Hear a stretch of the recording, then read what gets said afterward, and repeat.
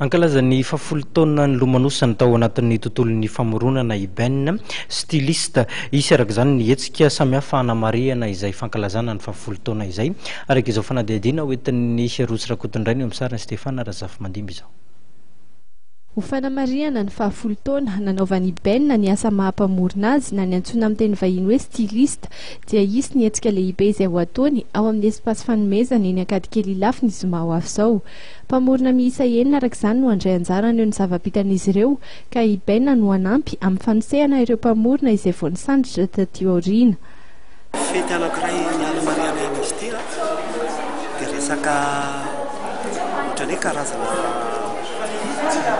fanotronana olona maromaro sady fiaraha-miasa amin'ny olona maromaro ao anatin'ny zavatra tanina indrindra izay fotoana izay dia misy ireo styliste anao fiaraha-miasa izay marina farizareo manao dia firenena misy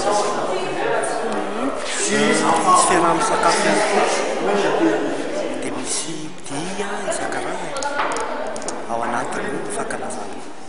Raha ho anahy manokana aloha amin'ny mampamorona dia hitako efa mipetraka ilay izy fa io moa miankina amin'ny olona tsirairay ho an'ny mpamorona miankina amin'ny mpamorona tsirairay kanefa ilay zanany hitako hoe misy tsy fampiana tosika amin'ny mpamorona izay tokony misy raha ny tena dia iny zany zavatra hitako hoe tsara. Anisan'ny mampiavaka ny asa tanan'ny IBN ny akanjo izay foroniny izay afaka ampiasaina amin'ny andavanandro fa tsy voatery hoentina ilatroana fotsiny ihany. Tsy dia irony antsoina hoe extravagant irony ny akanjo izay foroniny fa azo entina manjaika tsara izany.